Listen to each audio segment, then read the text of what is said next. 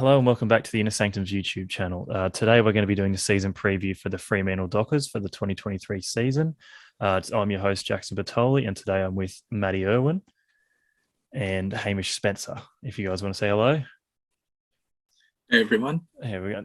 Hello. So Freo in 2023, I guess. What do you guys expect? I think for me, just kind of building on what they did in 2022, it was a massive tick for them. They hadn't made finals since 2016, and it was at the stage in the rebuild where really they needed to show some progression and to not only make the finals but win one against the Dogs at home. I think was massive for their development, because the most exciting thing about this team at the moment is their core players are all in their early 20s. So in theory, they're only going to get better, which I think bodes really well, not only for 2023, but beyond. You look at that midfield of Sarong, Brayshaw, it's just so exciting to think about where they're going to be able to go in the future, especially after some big off-season moves and bringing in some big players. But Maddie, what did you think about what the Dockers did in 2022?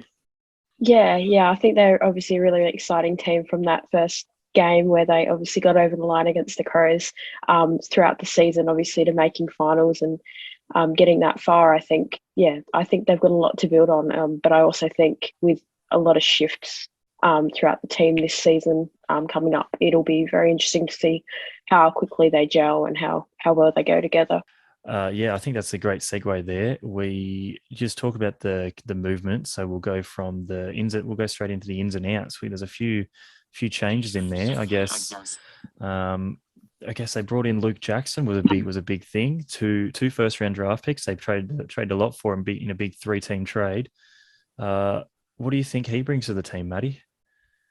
Oh, obviously, there's no doubt about it that he was obviously sort of one of the big recruits, and he sort of was always going to go to Fremantle. So I think that'll be a big in for them. Whether obviously he sort of plays second ruck, which is sort of where we're thinking he's going to go. But yeah, he's definitely got that sort of ability to be a game changer. Yeah, absolutely. He's got come from Melbourne. He's had such a good career there. He's already got a premiership. He's only played 50 games. It feels like he's done it all, but he's going to have a lot to learn. The two young racks, Sean Darcy, Luke Jackson, is going to be forced to come over there. The other one, I think, the other main in was Jaeger O'Meara done at the deadline. Hamish, what do you think? What do you think he brings? Yeah, that was certainly an interesting one. I don't even think Jago O'Meara thought 24 hours before the deadline that he'd necessarily be a Fremantle player, but I think it just builds on the depth they already have, because they have such a stacked midfield, and to add him in there, like, there's probably a good chance he might even come off the bench for them. I think it adds to their depth. You can never have too many good midfielders, and the one thing he does bring is a bit of experience. He obviously just missed the 100-game cap for the Hawks, where if he has a great father-son pick, I'm sure Hawks fans will be a bit upset about that. But of course, he was one of the prodigy next Chris Judd hyped up player at the Suns before. So he's been through quite a lot. He brings finals experience from his time at the Hawks in 2018. So I think anytime you can add a player of his quality, and especially considering they didn't have to pay much for him, both in terms of the picks they gave up. Of course, Lloyd Meek went to the Hawks, but also the Hawks are paying some of his salary. So I think getting a player like him, who at his best has shown he can be a lead, it's a no-brainer move for the Dockers. Yeah, I think it was two really big ins, especially they did lose a few key players. David Mundy obviously retires. We all hoped he was going to go around again to get to the 400 games, but it wasn't to be. You lose Rory Lobb, who didn't quite look like he wanted to be there, I felt, but he's gone off to the Dogs. He'll be another swingman over for them. And then Griffin Logue, I thought, was the big one. He was a key factor down in that defensive pillar. They were so strong defensively last year. So I'm really interested to see how they go without him. Talk about how good they were last year. 2022 was a good season, much improved season for the Dockers. I guess I'll go to you first, Hamish. What do you think? What did you make of their 2022? I'm just really impressed overall. I think any time you haven't made finals since 2016 and you make it up there, it's automatically a big tick. But I think the way they went about it throughout the season was really pleasing. They were the first team to beat Melbourne North last year, when for part of the year people wondering if they go for the year undefeated. And I think they measured up really well against the other top 8 teams. And we saw that on full display in the finals where they got down quite early against the Bulldogs, and then that kind of cauldron of Optus Stadium started to build, and they had one of the great comebacks. Probably the next week against the Pies, they showed they were a bit off the mark. They certainly didn't get fresh, but they were always a few goals behind. And I think Justin Longmuir even said post-match that they kind of showed that was the level of footy they needed to get to. So there's definitely some steps they need to build on, but I think the really pleasing thing is a lot of players in that team played finals for the first time. You'd think they'd only be better for it, and a lot of them actually showed they were ready for the occasion. Caleb Sarong, third year, he was named Fremantle's best player of the final series. So I think it shows that they've got players who not only know how to perform during the regular season, but showed enough that they can stack up when it comes to deep September action. So what I'm hearing from that is Flag Mantle 2023, according to Hamish. They did have a lot of trades. I guess we'll move on to that one. Maddie, what did you make of the exodus of Freo during the trades period? Yeah, well, I believe obviously it was quite a sort of season for trades for Fremantle, obviously, and but I think the departures aren't that worrying. I think they had players that wanted to leave to go to other clubs. They didn't want to leave Fremantle. They just wanted to get to another club per se. So I think it's not too bad there. Obviously, Blake Acres played fairly well last year, as you said, and Griffin Logue as well. But I think, some of the acquisitions that they got in sort of might offset that. It'll just be as to how sort of quickly they fit in and get that sort of team chemistry going, I guess.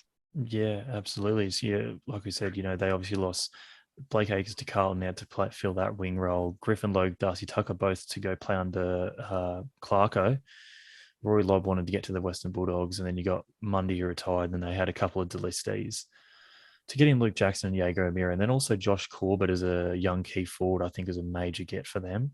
But they weren't the only players they got last year. They obviously had the draft. They didn't have any early picks due to the Luke Jackson, but they had a few late picks. Hamish, is there anyone in that list that you thought looked impressive? I think the one that stood out to me was Corey Wagner. It's obviously not unheard of that ex-AFL players get another chance, but Corey Wagner joins the Free AFL club, I guess, list now. He previously played for the Roos and had a short stint at the D's, and I think that selection just really signalled where Fremantle view themselves in terms of this premiership window. You're not drafting players like that, especially in the national draft, if you don't think that you're in the window and you're just trying to re-solidify your depth. Maddie mentioned earlier that Blake Acres, of course, departed. There's an open wing spot there. Who knows, maybe we could be looking at one of the stories of the 2023 season if Corey Wagner's able to nab that over some other younger players like Liam Henry. But I think overall with their draft, it certainly, as you said, Jackson, it wasn't too flashy because they didn't have too many high picks. But I think a lot of the other picks were more project players who they're hoping can develop in the future. But certainly Corey Wagner stood out to me as someone who not only had been in the AFL system before, but someone who could come in and potentially make an immediate impact for the Dockers. Yeah, absolutely. That was sort of the bulk of their off-season, which I would sort of describe as quiet. They didn't really have too many major bits of information coming out. They chased Luke Jackson for so long. They got him. That's one tick.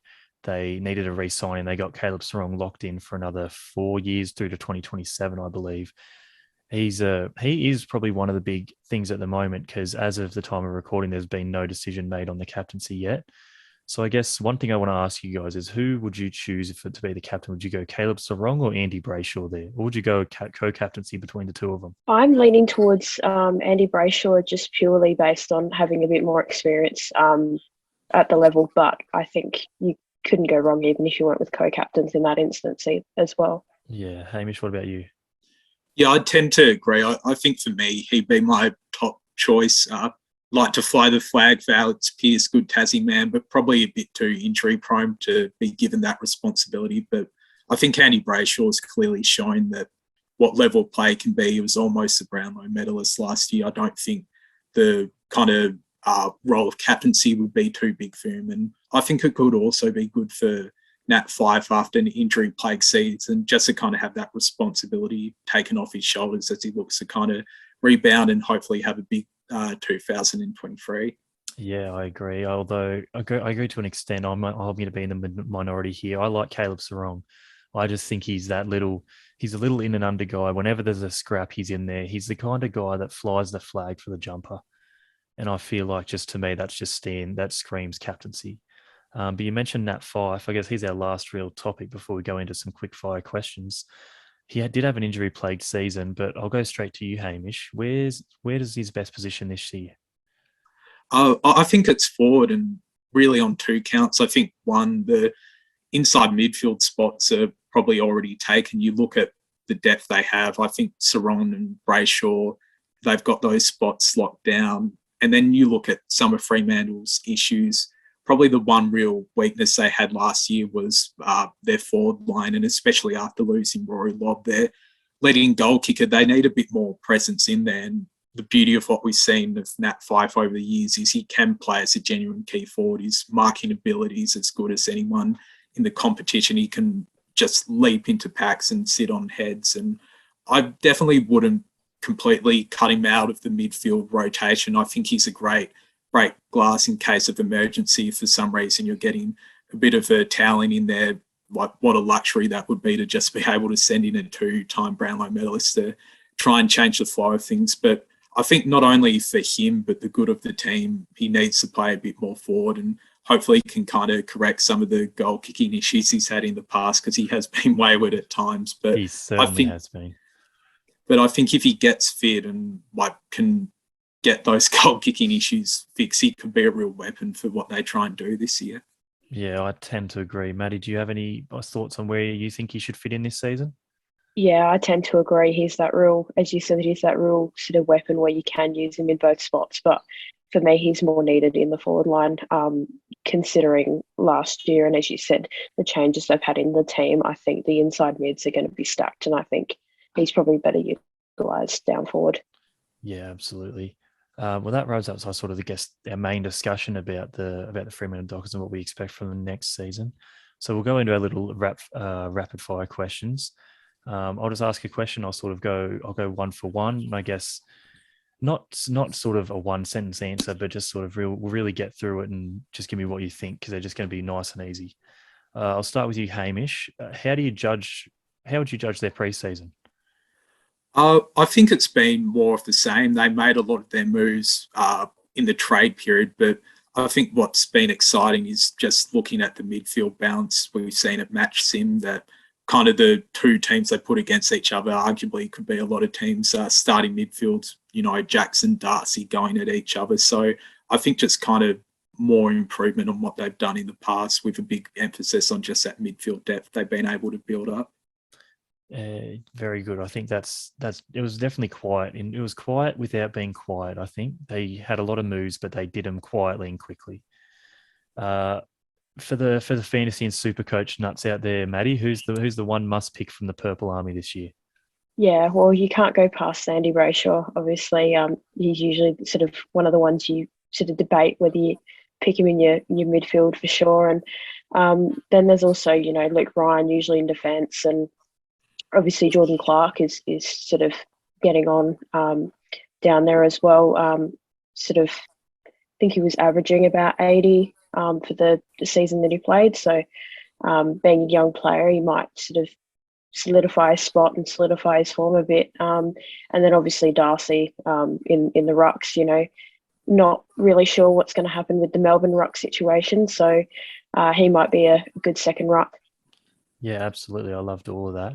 I think Brayshaw is definitely one of the guys you consider to start. Jordan Clark's a great pick there. I think he's hasn't been spoken about much, and I definitely think he could be underpriced with an increased role. Back to you, Hamish. What they did, where everyone praised Fremantle's season last year, but what do they need to change to be better?